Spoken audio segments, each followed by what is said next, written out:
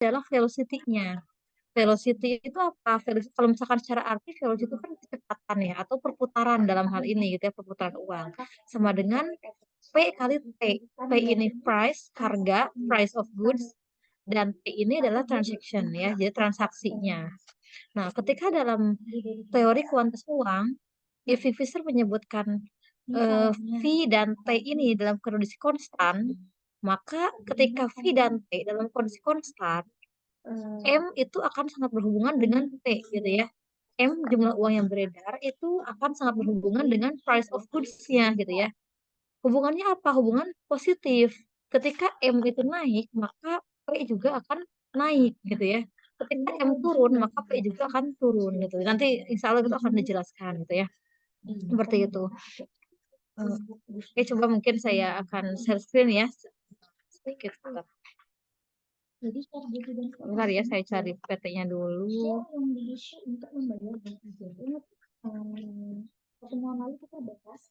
Bentar ya, mana ini? Saya terlalu banyak file yang dibuka ini.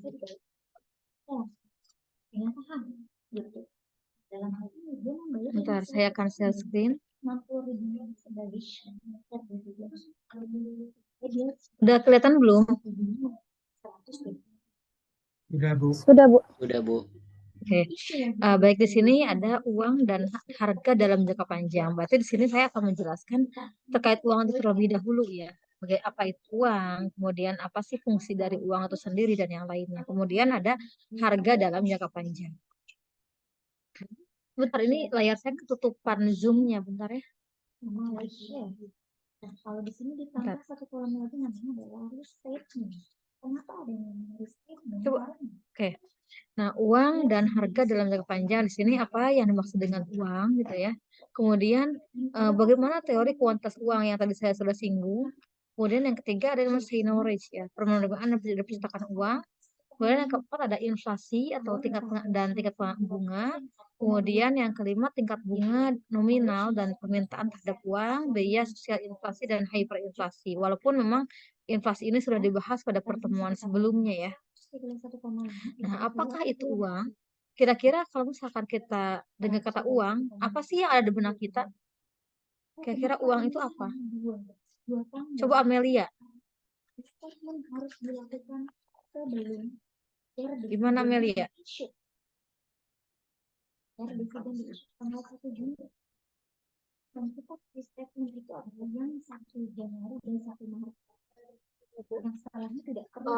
Menurut saya uang itu sebagai alat tukar pembayaran. Alat tukar pembayaran, oke. Ada lagi yang lain?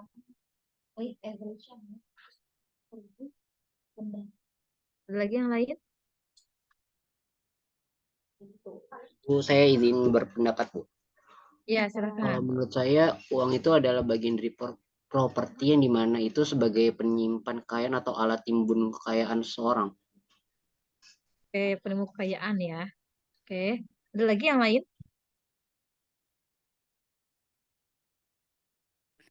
Izin menjawab, Bu. Ya.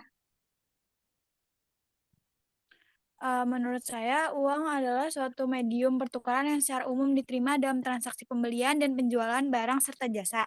Selain itu, uang juga berfungsi sebagai satuan hitung nilai dan penyimpanan nilai. Fungsi ini menjadikan uang sebagai alat yang mempermudah aktivitas ekonomi dan menyederhanakan proses pertukaran, Bu. Oke, baik. Betul ya. Jadi fungsi uang itu bukan hanya untuk sebagai alat tukar saja gitu ya, atau untuk transaksi saja. Jadi bentar. Nah, di sini ada konsep dasar dari uang gitu ya. Konsep dasar dari uang itu apa? Pertama, para ekonom itu menjelaskan bahwa uang itu adalah segala sesuatu yang secara umum diterima dalam pembayaran barang atau jasa atau pembayaran utang. Nah, di sini bisa dijelaskan bahwa uang itu bukan hanya untuk transaksi saja, untuk jual beli saja gitu ya. Tapi uang juga bisa dalam pembayaran utang piutang gitu ya. Nah, sehingga di sini definisi uang berdasarkan pendapatan.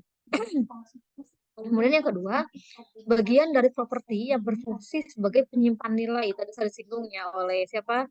Zaki, ada penyimpan nilai. Di sini definisi uang berdasarkan kekayaan gitu. Jadi kekayaan seseorang bisa dinilai dari jumlah uang yang dia miliki. Salah satu seperti itu. Nah, namun untuk masyarakat umum, ketika berbicara uang, maka hal yang terbesit di pemikiran masyarakat umum ini adalah currency gitu ya, yaitu uang dalam bentuk kertas maupun koin atau uang kartal ya. Karena kalau masyarakat umum kan taunya yang namanya uang ya berarti mata uang gitu ya, baik itu koin ataupun kertas. Tapi kalau para ekonom tidak seperti itu, bisa aja kita punya investasi gitu ya, ataupun kita bisa punya saham dan yang lain itu kan adalah harta gitu ya yang bisa diuangkan gitu ya. Kemudian definisi uang itu sendiri. Definisi uang di sini ada 4 ya. Pertama adalah benda yang dapat ditukar dengan benda lain. Jadi ketika kita ingin melakukan penukaran, kita bisa melakukan dengan uang gitu ya. Uang ini bisa dijadikan benda yang dapat ditukar dengan benda lain. Kemudian yang kedua, benda yang dapat digunakan untuk menilai benda lain. Sebentar ya, saya pindah tempat dulu ya.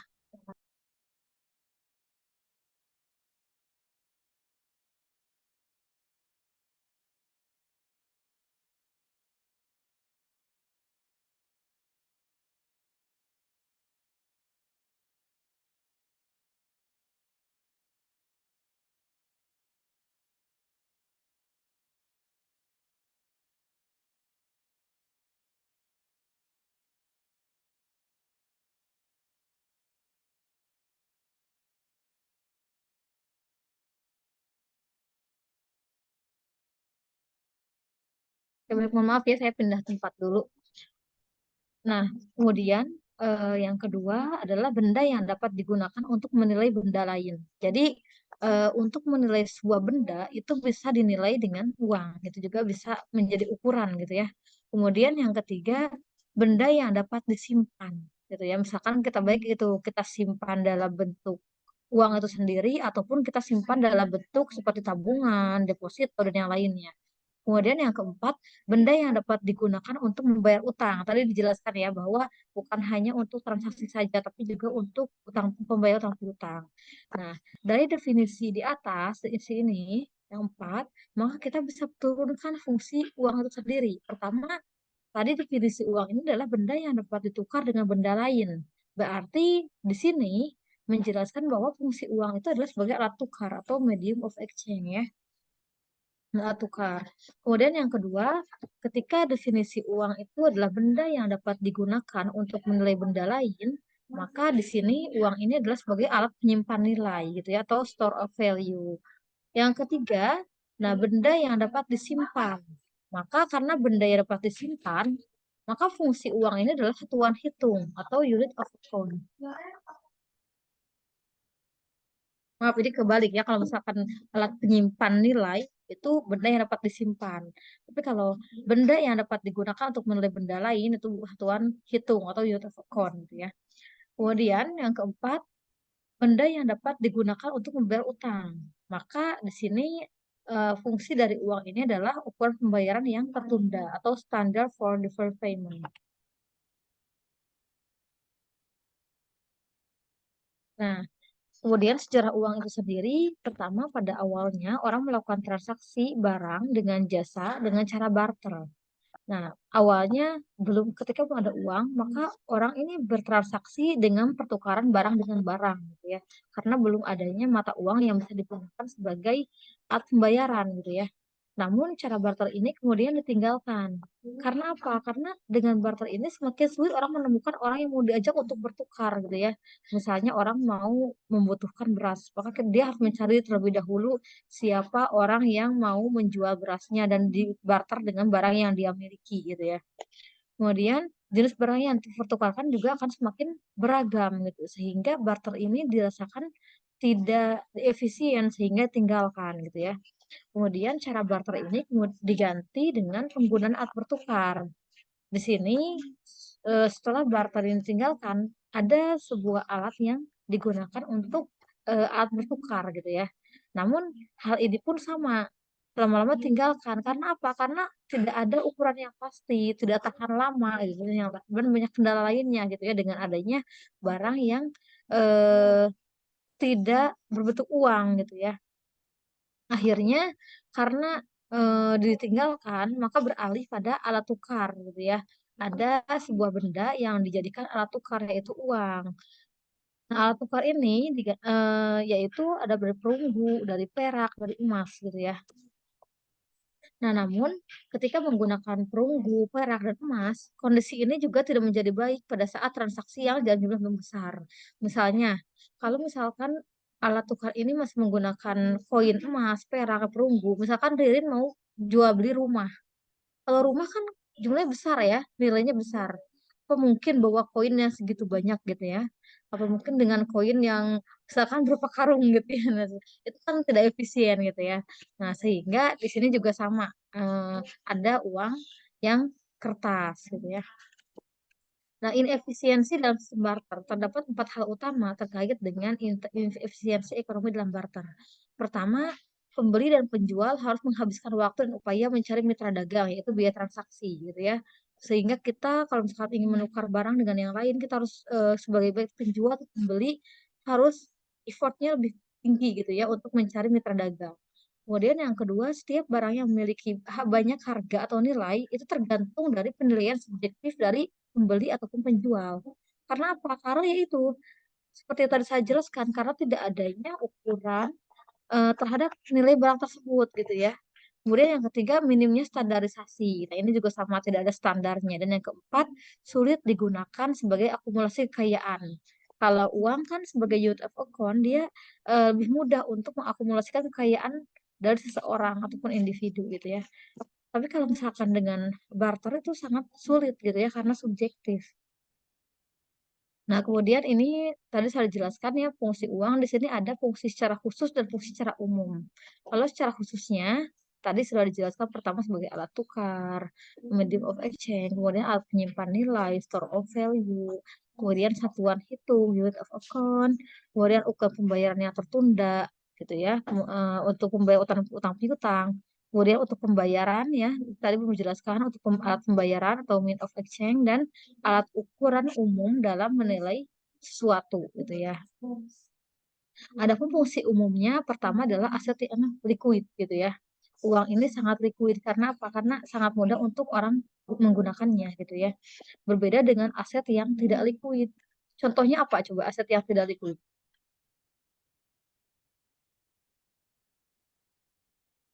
gedung, kendaraan, mesin, tanah. Oke, betul Pak. Ya misalkan seperti tanah, bangunan gitu ya, itu kan tidak liquid. Kenapa? Karena ketika kita menggunakannya itu, misalkan kita butuhnya uang. Nah, kita perlu untuk menjual itu lebih cepat gitu ya, beda dengan uang, emas, dan yang lainnya gitu ya. Makanya di sini juga sebetulnya pelajaran juga buat kita ya. Ketika kita ingin investasi, kita harus melihat dulu kelonggaran dari uang kita. Kalau misalkan kita misalkan bagus nih invest di tanah gitu ya. Tanah itu misalkan naik terus. Oke sih naik terus gitu ya. Tapi kita harus ketika mau invest, kita harus melihat apakah uang yang kita miliki ini akan dibutuhkan dalam jangka pendek atau jangka panjang gitu ya. Kalau misalkan kemungkinan uang yang kita miliki ini akan dibutuhkan dalam jangka pendek, kita jangan berinvestasi dalam aset yang tidak liquid gitu ya. Maka kita harus investasikan di emas gitu ya, ataupun di deposito dan yang lainnya. Investnya itu harus yang mudah dicairkan. Tapi beda dengan kalau misalkan kita punya hartanya ini yang memang tidak dibutuhkan dalam jangka dekat. Misalkan Ririn punya uang misalkan 100 juta, tapi Ririn mungkin butuhnya nanti untuk beberapa tahun ke depan gitu ya. Maka invest di tanah gitu ya, itu gak apa bisa. Itu bisa gitu ya, karena tidak dibutuhkan dalam jangka waktu yang tepat gitu ya. Kalau saya sendiri ya, saya waktu masa kuliah, saya ini senang menyimpan uang saya di emas gitu ya. Karena apa? Karena kalau di emas itu kita mudah menjualnya gitu ya. Kalau misalkan kita membutuhkan suatu saat gitu ya, ataupun misalkan saya mau bayar kuliah, saya kurang uangnya, bisa kita bisa jual gitu ya. Kadang saya emas batangan ataupun dalam dinar dan yang lainnya. Kemudian yang kedua ada faktor dalam pembentukan harga pasar. Nah, di sini juga sama ya. Makanya di sini uang ini bisa menjadi pembentuk harga pasar karena jumlah uang yang beredar juga akan mempengaruhi harga gitu ya. Kalau misalkan jumlah uang terlalu banyak juga itu akan mempengaruhi harga-harga di pasar. Ataupun kalau terlalu sedikit juga sama. Kemudian yang ketiga faktor penyebab dalam perekonomian. Nah, di sini juga sama ya. Pertumbuhan ekonomi, kemudian kondisi makroekonomi itu juga bisa dipengaruhi oleh uang gitu ya. Makanya dalam kebijakan pemerintah itu ada yang namanya kebijakan moneter, yang mana kebijakan moneter ini berfungsi untuk mengatur jumlah uang yang beredar, gitu ya. Karena apa? Karena kalau tidak diatur jumlah uang yang beredar, maka nanti akan terlalu banyak ataupun terlalu sedikit jumlah yang beredar sehingga hal ini akan mengganggu sistem perekonomian, gitu ya.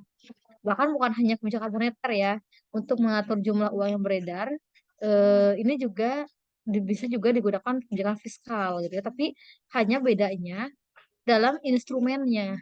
Kalau kebijakan fiskal itu instrumennya mereka lebih pada bagaimana mengatur pemasukan dan pengeluaran negara gitu ya. Tapi kalau moneter dia lebih pada mengatur bagaimana supaya untuk menambah dan mengurangi jumlah uang yang beredar gitu ya. Misalkan dengan suku bunga, dengan giro wajib minimum, dengan menjual atau membeli sesuatu berharga gitu ya. Ini yang lain. Kemudian yang keempat, faktor pengendali kegiatan ekonomi gitu ya. Ini juga sama. Dengan adanya uang misalnya untuk menambah untuk menambah eh, kegiatan ekonomi supaya lebih meningkat gitu ya. Maka pemerintah ini memberikan stimulus-stimulus gitu ya, stimulus-stimulus dari eh, berbagai kebijakan yang intinya adalah dengan mengatur jumlah uang yang di masyarakat gitu ya. Kemudian pengelolaan uang. Nah, di sini wewenang untuk menciptakan uang dan mengedarkan uang berada pada pemerintah suatu negara. Nah, pada era modern, wewenang tersebut diserahkan kepada suatu lembaga yang mewakili negara. Nah, umumnya ya itu bank sentral setiap negara gitu ya. Bank sentral misalkan di Indonesia ada Bank Indonesia gitu ya. Kemudian Malaysia ada Bank Negara Malaysia. Ini bank sentralnya. Kemudian Thailand ada Bank of Thailand. Kemudian Inggris ada Bank of England. Dan wewenang untuk menciptakan dan mengedarkan uang dapat dilakukan oleh pihak lain di luar bank sentral gitu ya. Seperti misalkan diedarkan melalui lembaga-lembaga keuangan gitu ya. Misalkan contohnya misalkan akan mendekati hari raya gitu ya. Karena mendekati hari raya ini permintaan masyarakat itu banyak, maka pemerintah ini tentu bekerja sama dengan lembaga-lembaga keuangan seperti bank gitu ya untuk pengedaran uang, misalkan uang yang bagus gitu ya, misalkan dibutuhkan untuk angpau dan yang lainnya gitu ya. Nah, itu bekerja sama dengan eh, para lembaga keuangan gitu ya. Hanya di sini apa ya, diminimalisir dengan pengedaran uang yang ilegal. Contohnya misalkan seperti di jalan-jalan, misalkan ada yang eh, menawarkan pertukaran uang baru ya, misalkan di terminal atau di mana gitu ya. Itu kan tidak berbentuk lembaga, dikhawatirkan kenapa? Dikhawatirkan eh, hal ini menjadi ajang penambahan peredaran uang palsu gitu ya, seperti itu. Banoviska. Oh, Bali ke Medan? Meranti. Oh, udah balik kan?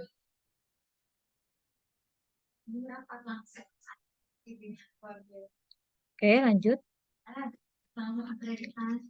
Kemudian ada penciptaan uang. Nah, di sini penciptaan uang ini ada 3 pelaku utama dalam penciptaan uang. Pertama adalah otoritas moneter ya, yaitu menciptakan uang kartal seperti Bank Indonesia dalam hal ini ya. Kemudian ada bank umum menciptakan uang giral dan uang kuasi. Dan ketiga ada masyarakat atau sektor swasta, yaitu pengguna uang kartal, uang giral, dan uang kuasi untuk kepentingan aktivitas ekonomi. Di mana ketiga aktor tersebut itu berinteraksi sehingga menghasilkan keseimbangan di pasar moneter di mana masyarakat atau sektor moneter ini menciptakan permintaan uang, sedangkan otoritas moneter atau bank umum itu menciptakan penawaran uang gitu ya. Jadi ada yang nama money demand dan money supply gitu ya. Sama di pasar juga ada yang namanya permintaan uang dan penawaran terhadap uang. Nah, di sini jenis-jenis uang pertama ada uang fiat money, yang kedua ada commodity money gitu ya. Kalau fiat money ini umumnya berbahan kertas gitu ya dan tidak memiliki nilai intrinsik. Malah justru fiat money ini nilai intrinsik dan ekstrinsik sangat jauh gitu ya. Antara nilai intrinsik dan ekstrinsik karena sangat jauh ini, hal inilah yang menyebabkan adanya inflasi gitu ya. Kemudian ada yang commodity money, itu uang komoditas. Commodity money ini berbahan komoditi, biasanya seperti emas atau mungkin kalau sekarang itu seperti mata uang dinar, mata uang dirham gitu ya. Yang mana mata uang dinar ini komoditi emas ya, ataupun uang dirham komoditi perak. Nah, kedua mata uang ini memiliki nilai intrinsik gitu ya. Karena apa? Karena nilai intrinsik dan ekstrinsik itu sama gitu ya. Sehingga uang komoditas ini akan lebih stabil, akan lebih stabil dibandingkan dengan uang fiat gitu ya, karena mereka nilai intrinsiknya itu sama gitu ya, sehingga mereka tidak tergerus inflasi. walaupun walaupun ada kenaikan harga, tapi harga dari komoditi money ini juga meningkat gitu ya, seperti itu. Makanya kenapa di Indonesia atau beberapa negara sekarang selalu menghadapi inflasi ya, karena menggunakannya fiat money gitu ya. Mungkin kalian boleh lah ya, kalau ada waktu luang untuk membaca buku yang namanya Satanic Finance. Satanic Finance ini dijelaskan kenapa sih ada perubahan nilai, perubahan uang gitu ya. Yang asalnya uang dari asalnya gold standar menjadi kertas gitu ya. Itu ada sejarahnya gitu ya. Bentar teman-teman ya, ini saya baterainya mau habis, saya charger dulu ya.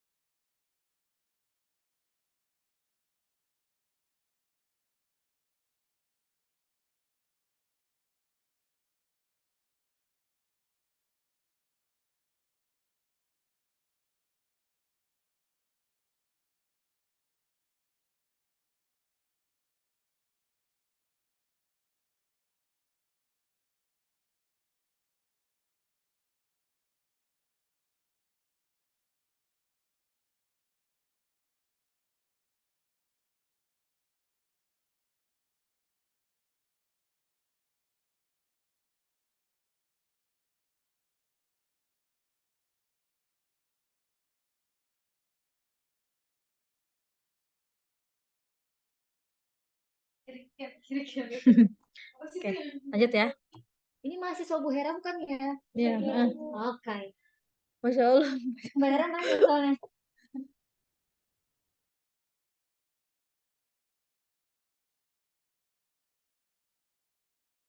Saya lanjutkan ya. Ini jenis-jenis uang, kemudian ada money supply tadi aja saya jelaskan, ada money demand, ada money supply. Kalau money supply itu atau jumlah uang yang beredar, penawaran uang kan ya, jadi jumlah uang yang beredar menunjukkan jumlah uang yang tersedia. Dalam perekonomian dewasa ini, memang money supply ini menggunakan fiat money ya. Jumlah uang yang beredar ini dikendalikan melalui tiga hal. Yang pertama adalah monopoli percetakan uang oleh negara gitu ya. Jadi yang bisa mencetak uang itu hanya negara, yaitu diatur jumlah uang yang beredar ini diatur oleh Bank Indonesia dan dicetak melalui peruri ya. Kemudian yang kedua, pajak dan belanja pemerintah. Nah, ini yang kedua juga dilakukan oleh Kementerian Keuangan, yaitu dengan cara mengatur pembelanjaan negara, baik itu pendapatannya ataupun pengeluarannya gitu ya. Hal ini apa? Melihat dari kondisi perekonomian saat ini gitu ya. Misalkan ketika kemarin saat COVID gitu ya, maka karena terjadinya resesi, jumlah uang yang beredar sedikit, maka Bank Indonesia sebagai otoritas moneter ataupun Kementerian Keuangan sebagai otoritas fiskal itu bagaimana melakukan bauran kebijakan yang mana tujuannya adalah untuk menangani resesi tersebut dengan cara menambahkan jumlah uang yang beredar, gitu ya. Kemudian yang ketiga ada operasi pasar terbuka dan tingkat bunga bank. Coba Ririn, kira-kira gimana Ririn?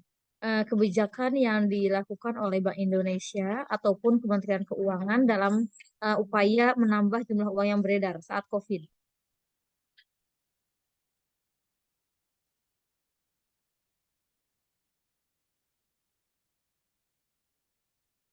Rin hebat ya Rin ya, lagi di Istanbul ya Rin ya. Rin lagi Turki ini nih. Ya, amin Bu. Amin. Ya nanti ya lanjut ke Turki lah ya. Gimana Tin? Cara gimana menambah uang yang beredar atau mengurangi Bu? Saat COVID berarti kan menambah ya. Oh iya. Mana? Kalau menambah ya, Hmm. saya nggak tahu sih Bu kalau COVID. Cuma kalau yang secara umumnya kan biasanya cara menambah uang yang beredar di masyarakat itu kan kayak apa ya? Bank Indonesia itu ngebeli ya Bu, yang ngebeli kayak surat-surat berharga gitu. Terus akhirnya uangnya diterima sama masyarakat gitu kan ya Bu. Cuma kalau COVID saya nggak tahu sih Bu. Oke, emang betul ya secara umum ya. Umumnya apa lagi kira-kira? Coba Pandu, tambahkan Pandu. Tadi Riri aku betul ya. Dengan membeli surat berharga, berarti kan pemerintah untuk menyalurkan uang untuk menambah uang yang berada di masyarakat ya. Apalagi Pandu. Mungkin nambahin aja Bu kalau moneter ini Bu apa kayak menurunkan suku bunga. Jadi biar orang ambil uangnya dari bank. Jadi biar apa Oke, bilangnya tuh kan lagi COVID jadinya biar perekonomiannya tetap ini berjalan terus Bu. oke, betul Pandu. Terima kasih Pandu jawabannya. Oke, sudah ada dua jawaban dari Pandu. Ada lagi yang lain? Ini belum ada yang berkomentar dari kebijakan fiskalnya seperti apa.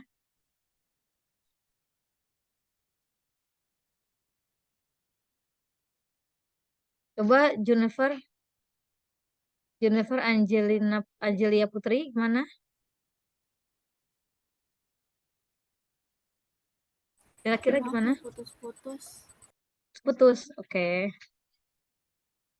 Silakan yang lain coba Ovi. Gimana Ovi?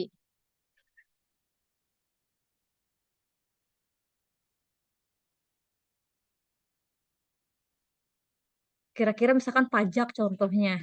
Kalau misalkan eh, eh, sedang resesi seperti yang saya bilang tadi, misalkan contohnya sedang COVID, maka PPh ininya pajaknya dinaikkan atau turunkan?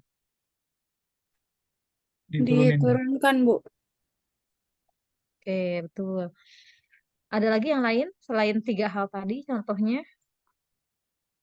Mau nambahin Bu, mungkin Ya, pas silahkan. Siapa COVID itu Pandu ya? Ya, subsidi gimana? nggak sih Bu? Gimana Pandu? Apa subsidinya ditingkatin kalau Subsidinya buat tingkatkan. bahan-bahan Oke, pokok iya. betul. Oke, dari segi subsidi ya, karena kan memang kita tidak melihat dari satu sisi pajak saja, tapi kalau pajak kan penerimaan, kalau subsidi pengeluaran ya.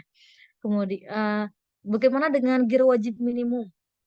Giro wajib minimum bank pada Bank Indonesia itu dinaikkan atau diturunkan?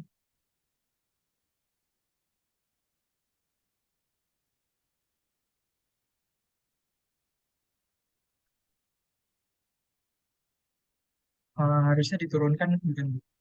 Maksudnya sejalan sama dituruninnya suku bunga. Oke, kenapa diturunkan? Kenapa giro wajib minimumnya diturunkan? Mungkin biar apa ya? Ya karena Gak apa banyak Pandu. orang yang naik narik duit dari bank mungkin itu Bu. Kalau dia salah Oke, bisa dikoreksi Bu. baik, terima kasih Pandu. Ya, giro wajib minimum juga diturunkan ya, tapi alasannya bukan biar sama dengan suku bunga gitu ya gitu. Tapi alasannya giro wajib minimum itu adalah sejumlah uang yang harus disetorkan oleh setiap bank kepada Bank Indonesia gitu ya. Berapa persentase dari yang didapatkannya. Tapi ketika COVID, GWM itu diturunkan. Kenapa diturunkan? Supaya bank itu lebih leluasa untuk menyalurkan dana pada masyarakat gitu ya, misalkan dalam bentuk pembiayaan, dalam bentuk kredit, dalam bentuk hal yang lainnya gitu ya. Jadi supaya justru lebih banyak dana yang disalurkan pada masyarakat gitu ya, seperti itu.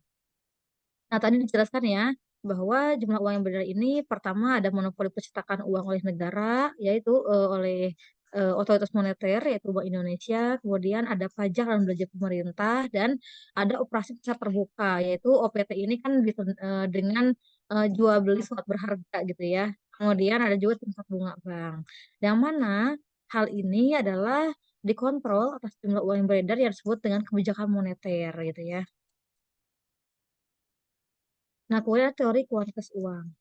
Nah, teori kuantitas uang, teori yang kita bicarakan disebut dengan teori kuantitas uang atau quantity theory of money dari Irving Fisher ya.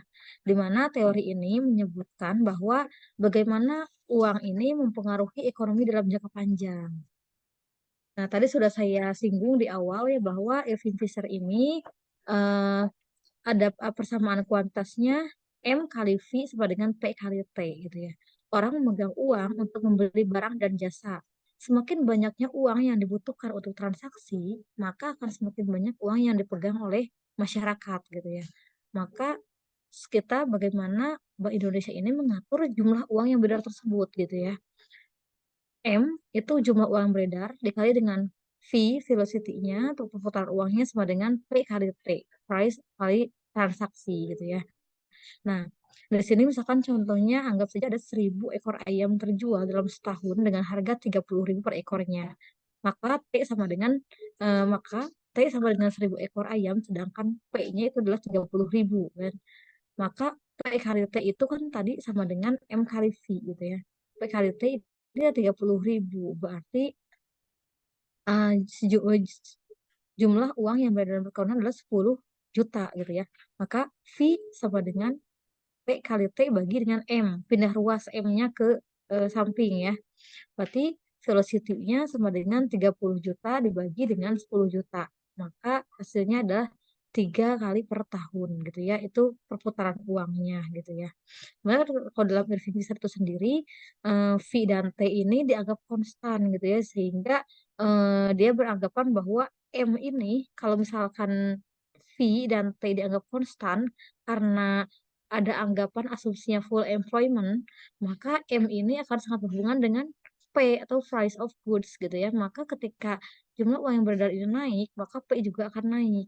Tapi ketika M ini turun, maka P atau harga-harga juga akan turun gitu ya. Nah, di sini juga sudah dijelaskan ya, kalau misalkan transaksi atau T pada persamaan sebelumnya disebut diukur, maka T ini diganti dengan Y atau total output total dalam perekonomian gitu ya.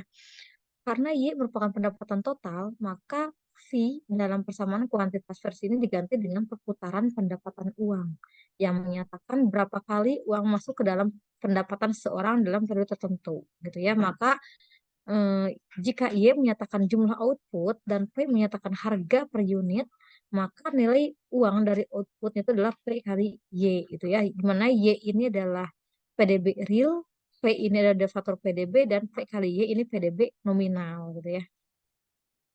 Nah, asumsi perputaran konstan tadi sudah saya jelaskan ya. Kemudian ada uang, harga, dan inflasi. Apa yang menentukan seluruh tingkat harga perekonomian? Satu, ada faktor-faktor produksi dan fungsi produksi menentukan tingkat output gitu ya. Kemudian yang kedua, jumlah uang yang beredar ini menentukan nilai output nominal. Dan yang ketiga, tingkat harga atau P itu adalah rasio dari nominal output atau P kali Y terhadap outputnya atau Y. Nah, kapabilitas produktif ini menentukan PDB real. Dan kuantitas uang itu menentukan PDB nominal. Dan deflator dari PDB adalah rasio PDB nominal terhadap PDB real. Jadi, teori kuantitas ini menunjukkan bahwa tingkat harga adalah proporsional terhadap jumlah uang yang beredar gitu ya. Nah, karena inflasi ini merupakan perubahan persentase dari tingkat harga, maka teori tingkat harga ini merupakan teori inflasi. Karena perubahan persentase dari M tambah perubahan persentase dari V sama dengan perubahan persentase dari P tambah perubahan persentase dari Y gitu ya. Tadi kuantitas uang ini menyatakan bahwa bank sentral yang mengawasi jumlah uang yang beredar ini memiliki kendali tertinggi atas tingkat inflasi. Jika bank sentral mempertahankan jumlah uang yang beredar tetap stabil, maka tingkat harga juga akan stabil gitu ya. Tapi jika bank sentral meningkatkan jumlah uang yang beredar dengan cepat, maka harga barang juga akan meningkat dengan cepat gitu ya. Kemudian ada yang namanya seigniorage atau penerimaan dari percetakan uang gitu ya. Karena apa ya itu? Karena tadi seperti fiat money itu kan nilai intrinsik tidak ada gitu ya. Nilai intrinsiknya hanya sedikit. Istilah seigniorage ini berasal dari bahasa Prancis seigneur. Yang itu sebutan adalah itu tuan tanah. Nah, di abad pertengahan ini, tuan tanah memiliki hak untuk mencetak uang dan sekarang hak tersebut dimiliki oleh pemerintah suatu negara gitu ya, yaitu kalau di Indonesia itu Bank Indonesia gitu ya. Kemudian akibat dari seniority ini, percetakan uang fiat money sebagai sumber penerimaan negara itu berdampak pada kuantitas uang dan inflasi gitu ya. Karena kan semakin banyaknya jumlah uang yang beredar gitu ya, maka akan berdampak pada inflasi. Karena tadi nilai intrinsiknya itu yang sedikit gitu ya. Seigniorage hanya menguntungkan para pemilik uang yang menyimpan di bank dalam jumlah besar gitu ya. Karena mereka nantinya akan terus dengan bunga dan yang lain. Kemudian inflasi dan tingkat bunga. Ada tingkat bunga real, ada tingkat bunga nominal. Tingkat bunga nominal adalah tingkat bunga yang dibayarkan oleh bank. Sedangkan tingkat bunga real adalah tingkat bunga nominal yang dikurangi dengan inflasi. Nah, sehingga R sama dengan I dikurang V gitu ya, di mana R ini adalah tingkat bunga real dan I ini adalah I ini adalah tingkat bunga nominal dan V ini adalah inflasi. Ini contoh-contoh bunga nominal dan bunga real ya. Nah, ini efek dari Fisher yang tadi. Nah, persamaan di sini menunjukkan tingkat bunga ini bisa berubah karena pertama tingkat bunga real itu berubah dan yang kedua karena tingkat inflasi yang berubah gitu ya. Efek Fisher ini menggambarkan hubungan antara tingkat inflasi dengan tingkat bunga nominal. Di mana teori kuantitas yang persamaan Fisher ini menyatakan bagaimana pertumbuhan uang ini akan mempengaruhi tingkat bunga nominalnya gitu ya. Nah, di sini tingkat bunga real ada ex ante dan ex post. Jika V adalah inflasi pada masa aktual, maka VE itu adalah ekspektasinya. Maka tingkat suku bunga real ini R sama dengan I dikurangi V pada ekspektasinya. Sedangkan ketika setelahnya gitu ya, ketika ante sebelum dan post setelah, ketika setelah ada terjadinya, maka R ini sama dengan I dikurangi dengan V yang aktual gitu ya. Kenapa aktual? Karena di sini kan sudah terrealisasi gitu ya. Kalau tadi ex ante ini kan tingkat bunga real yang diharapkan pemberi pinjaman dan meminjam saat kesepakatan dibuat. Jadi itu belum terjadi gitu. Sedangkan ex post ini setelah terjadi gitu ya. Tingkat bunga real ex ante R ditentukan oleh equilibrium di pasar barang dan jasa. Nah, tingkat bunga nominal dan permintaan terhadap uang. Yang memegang uang adalah sama dengan tingkat bunga nominal. Berbeda dengan orang yang memegang obligasi mendapatkan bunga nominal gitu ya. Nah, uang ini mengalami penurunan nilai realnya karena terjadi inflasi. Misalnya kayak mungkin sejumlah uang pada beberapa tahun yang lalu itu bisa lebih berharga gitu ya dibandingkan dengan saat ini. Nah, karena tergerus oleh inflasi gitu ya. Kemudian uang pada masa depan di sini jumlah uang yang beredar atau MRV dan permintaan akan uang ini sama mempengaruhi tingkat harga gitu ya. Tingkat bunga nominal memberikan umpan balik untuk mempengaruhi permintaan akan uang. Nah, di sini bersama ini menunjukkan bahwa tingkat harga tidak hanya bergantung pada jumlah uang yang beredar saat ini, tetapi juga dipengaruhi oleh jumlah uang yang beredar yang diharapkan di masa depan gitu ya. Nah, keterkaitan uang dan harga dan tingkat bunga, ini pertama ada jumlah uang beredar, kemudian ada juga permintaan terhadap uang tersebut. Kemudian hal ini akan mempengaruhi terhadap tingkat harga sebuah barang. Dan tingkat harga ini mempengaruhi inflasi gitu ya. Dan tingkat inflasi ini akan mempengaruhi tingkat bunga nominal. Dan tingkat bunga nominal ini juga akan memberikan umpan balik terhadap permintaan uang tadi gitu ya. Seperti itu. Jadi diawali dari penawaran uang dan permintaan uang, kemudian dari kedua hal ini akan menentukan tingkat harga. Kemudian ketika dia mempengaruhi tingkat harga dan harga yang tercipta, maka tingkat harga ini akan mempengaruhi tingkat inflasi. Dan tingkat inflasi yang ada juga ini akan mempengaruhi terhadap tingkat bunga nominal gitu ya, seperti itu. Dan tingkat bunga nominal ini akan memberikan umpan balik juga terhadap permintaan uang gitu ya, seperti ini alirnya. Nah, karena merupakan biaya dari memegang uang, tingkat bunga nominal dapat mempengaruhi permintaan uang. Oke, sebenarnya ini pandangan terhadap inflasi. Sebenarnya inflasi sudah kita bahas ya, dari menurut teori uang klasik, perubahan tingkat harga adalah seperti perubahan dalam unit ukuran. Nah, daya beli tenaga kerja itu tergantung pada produktivitas marginal tenaga kerja tersebut. bukan pada berapa banyak uang yang dicetak oleh pemerintah gitu ya. Hingga pandangannya ini eh, inflasi ini membuat orang yang miskin gitu ya menjadi semakin miskin gitu. Dan sebaliknya gitu seperti tingkat kenaikan harga yang tergerus nilainya oleh inflasi. Kemudian ini juga sudah dibahas sebelumnya ya terkait hyperinflasi. Ini inflasi yang lebih dari 50% per bulan atau lebih dari 1% per hari. Menunjukkan bahwa kenaikan harga-harga ini lebih dari 100 kali lipat dalam setahun.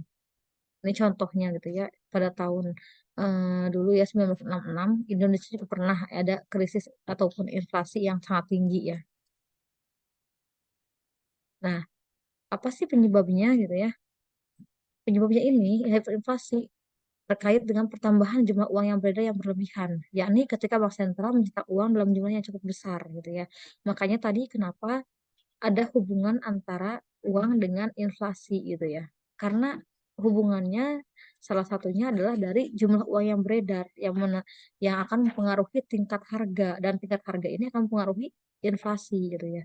Diawali suatu kondisi penerimaan pajak yang tidak dapat menutupi pengeluaran APBN. Kemudian sehingga ada defisit yang tidak dapat ditutup dengan jalan berutang sehingga pemerintah mencetak uang yang lebih banyak untuk menutup defisit APBN gitu ya. Oke, ini hanya ini saja. Baik, ada yang tanyakan terlebih dahulu. Atau ada kelompok yang mau siap presentasi. Harusnya hari ini 2 minimal.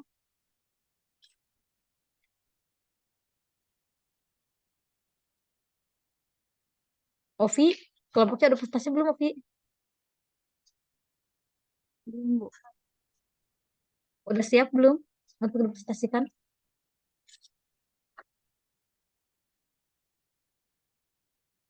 Belum, Bu, paling minggu depan. Harusnya, saya lupa harusnya dari minggu kemarin tuh ditunjuk dulu siapa ya. Saya kira sih udah pada siap gitu ya. Karena kan penugasan ini udah lama ya. Coba Isna ini udah siap belum kelompoknya? Kelompok saya udah presentasi Bu minggu Oh, kemarin. udah. Oke.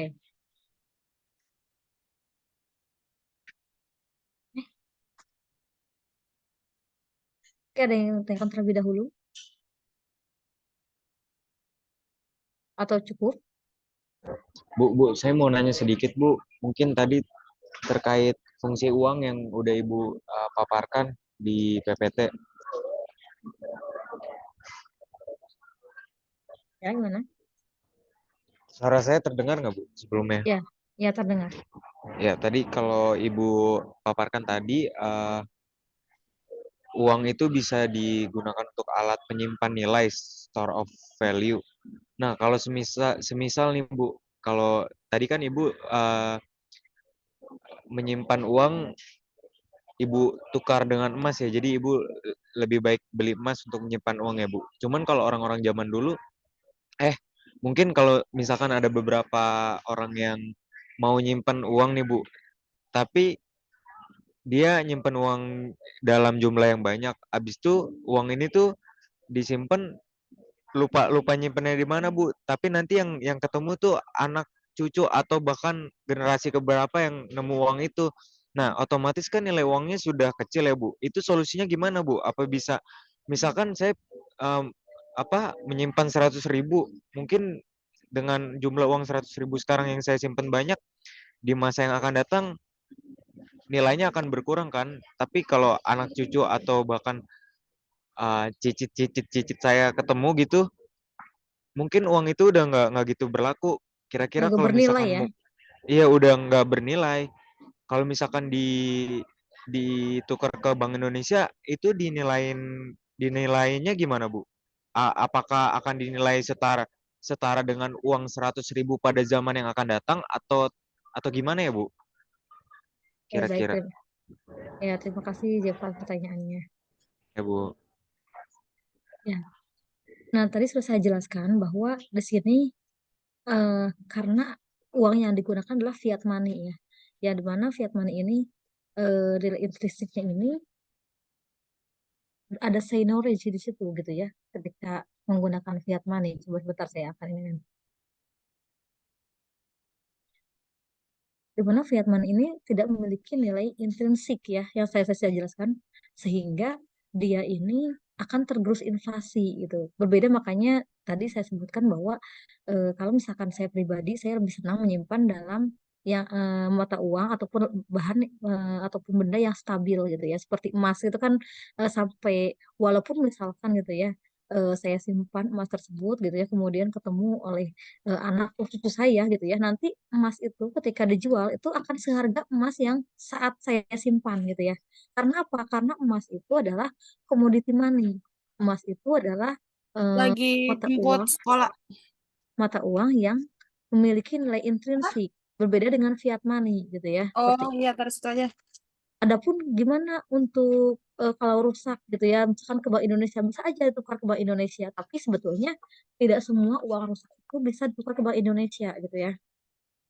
Kalau uang rusak pun itu di Bank Indonesia itu ada persyaratan-persyaratannya untuk apa sih persyaratan uang-uang yang ditukar ke Bank Indonesia gitu ya. Kalau misalkan udah dalam bentuk misalkan udah sangat potongan-potongan kecil itu nggak bisa ditukar gitu. Ada beberapa syarat ketika mata uang itu ingin ditukarkan ke Bank Indonesia gitu ya. Misalnya masih terlihat keaslian uangnya gitu ya. Kemudian ada potongan lengkapnya, misalkan terpotongnya hanya sedikit gitu ya, itu nggak apa-apa gitu, itu masih bisa gitu ya. Tapi kalau misalkan uangnya itu sudah lama banget, kemudian apa namanya, bahkan apalagi kalau misalkan uang itu sudah tidak berlaku gitu ya, seperti itu. Makanya ya tadi saya sebutkan bahwa ketika apa namanya ketika kita menyimpan uang gitu ya sebaiknya kita simpan dalam aset yang stabil gitu ya atau bahkan lebih baik lagi kalau misalkan aset yang terus meningkat nilainya gitu ya karena apa karena yang digunakan adalah fiat money yang tidak memiliki nilai intrinsik kalau misalkan tidak memiliki nilai intrinsik ya berarti dia akan tergerus inflasi sehingga daya belinya akan terus makin menurun gitu seperti itu. Adapun untuk Bank Indonesia bisa saja, tapi tidak dihargai dengan harga saat ini jadi berapa tidak gitu. Dan itu pun ada syaratnya. Saat uang rusak yang diperbolehkan untuk ditukar di Bank Indonesia itu ada syarat itu. Gimana Jeva? Atau ada yang dibingungkan? Berarti yang pasti nilai nilai nilai uangnya akan menurun ya, Bu? Iya betul. Nilai uangnya akan menurun. Yaitu karena fiat money. Fiat money itu tidak memiliki nilai intrinsik. Tidak ada backup dengan nilai intrinsiknya sehingga dia akan tergerus inflasi seperti itu. Oke, baik Bu, cukup jelas.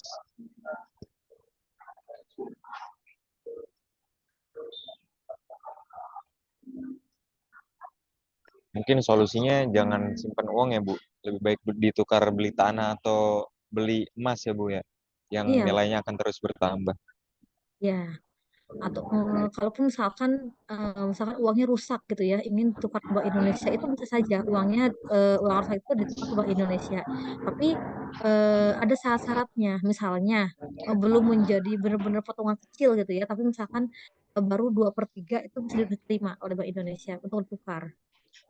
Kemudian selain masih 2/3, misalkan masih terlihat keasliannya yang tadi saya sebutkan ya, masih terlihat ini uang asli atau patokannya tuh masih ada gitu, sehingga itu masih bisa ditukarkan gitu ya. Atau misalkan ini ya, misalkan uangnya tuh masih satu kesatuan, tapi misalkan ada nomor serinya yang tidak lengkap gitu, seperti itu. Jadi kalau misalkan udah benar-benar rusak banget itu nggak bisa gitu, nggak bisa tukarkan seperti itu.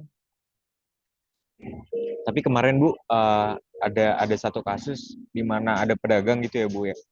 Dia punya uang yang banyak ratusan juta tapi kebakar. Nah, kemarin Bank Indonesia mau Bu nukerin uang uang yang kebakar Ya itu. betul. Ya kan Bu ya?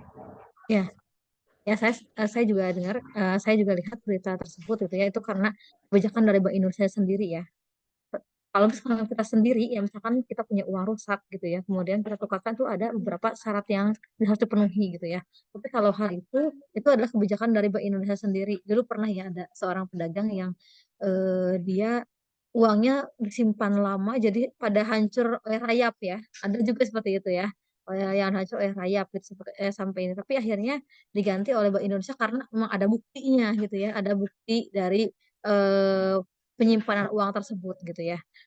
Tapi itu pun tidak diganti secara penuh full gitu ya, itu tidak diganti seperti penuh full gitu ya, tapi itu hanya diganti sesuai dengan kebijakan Bank Indonesia sendiri gitu ya.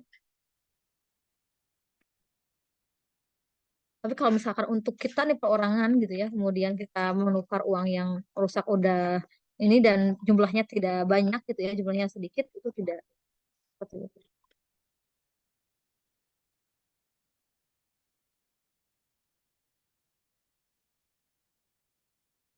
Tapi mungkin itu ya jawaban yang saya berikan ya, Jeva ya.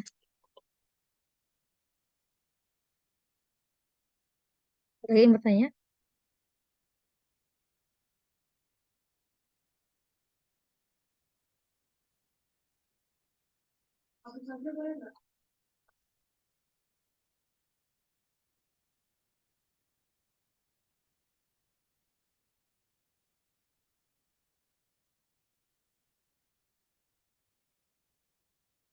Mungkin cukup ya Bu. Oke ya teman-teman ya.